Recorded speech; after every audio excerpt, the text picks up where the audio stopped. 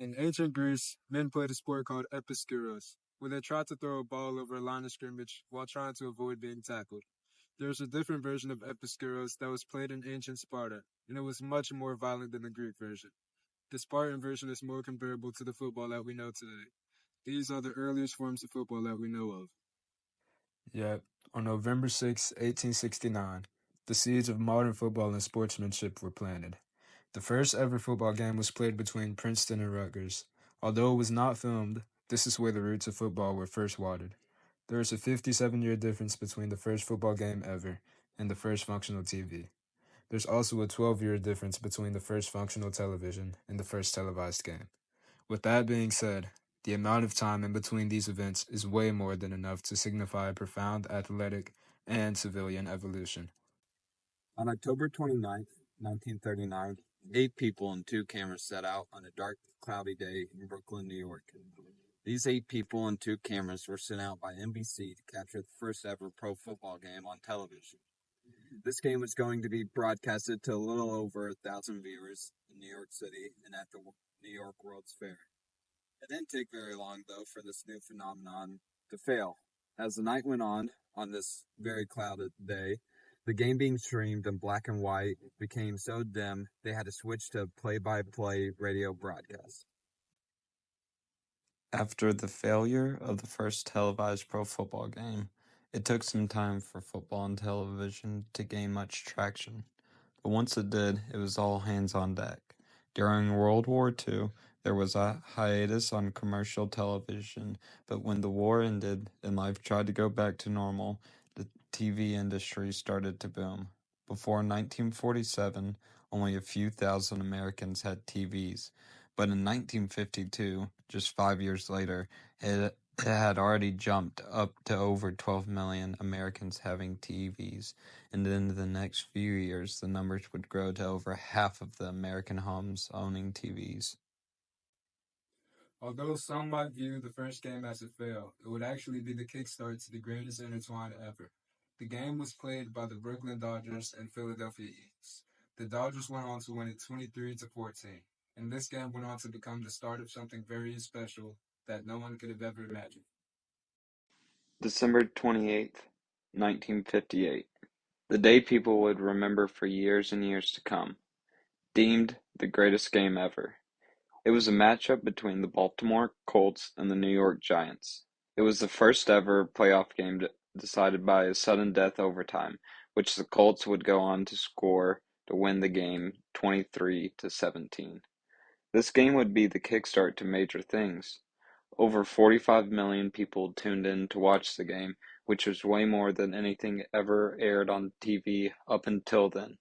And if it wasn't for NBC's strict area blackout rules that affected most of New York, that number would have been much higher. This game also had so much influence that it intrigued Lamar Hunt, a Texas billionaire, to start up the AFL, which originally consisted of 8 teams. All of this combined allowed football and television to start rapidly growing. On Thanksgiving Day, 1965, CBS decided to show off their new technology. This technology allowed them to broadcast the first NFL game with color, instead of just being black and white.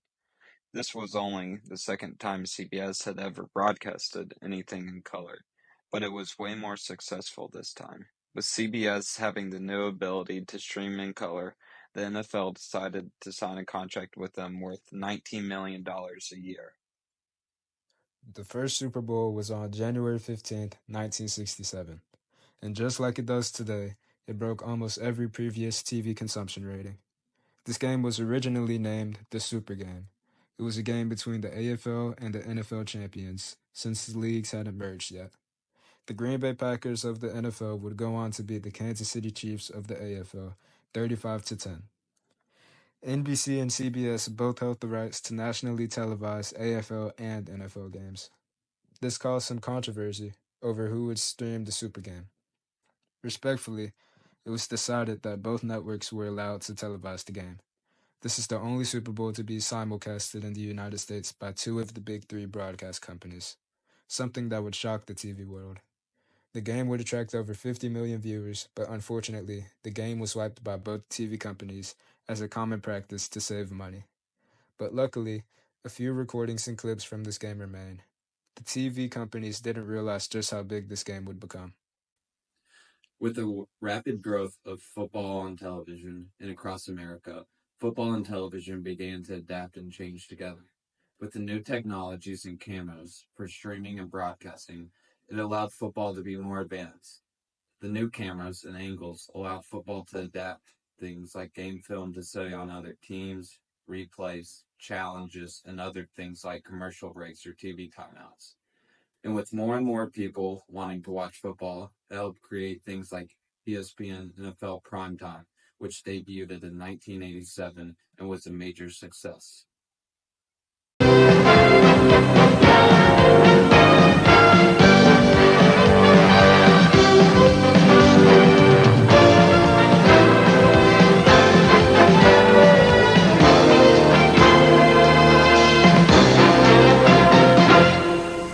Good evening once again, everybody. I'm Chris Berman. Welcome to ESPN's debut of NFL Primetime, and we hope this becomes a habit through the 16 weeks of the regular season and on to the playoffs, as we're going to delve into the ball games throughout the Sunday each week in the NFL like nobody has before, and we like to think nobody will thereafter. Football opened up a melting pot of culture for America.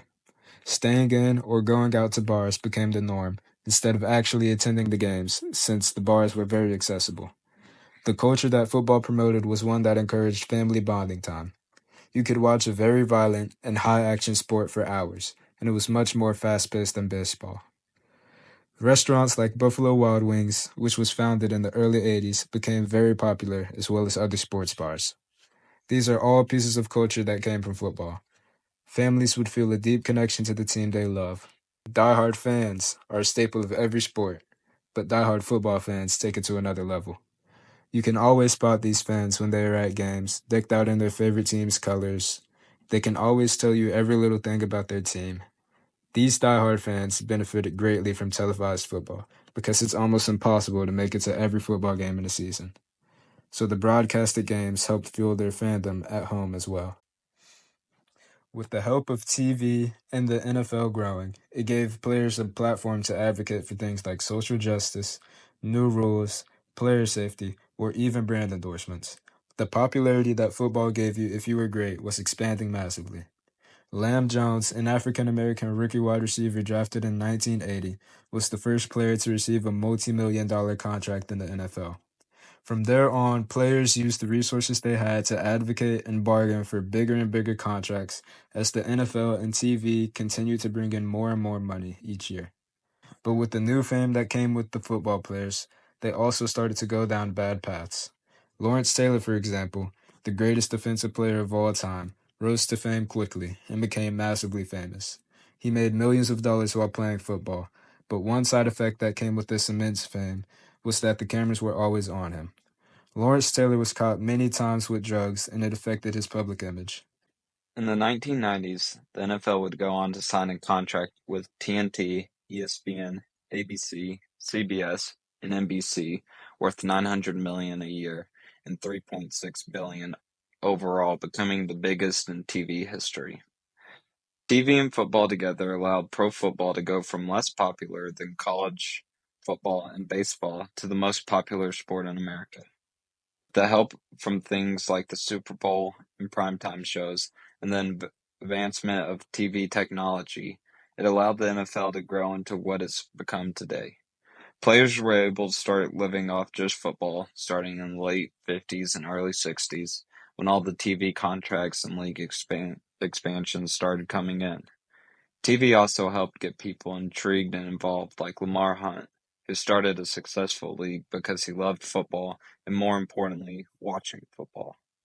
And lastly, together TV and football saw growth they never would have imagined if it wasn't for each other. With this intertwinement, it transformed both industries, creating a market full of entertainment, culture, and money, bringing millions of people and fans together.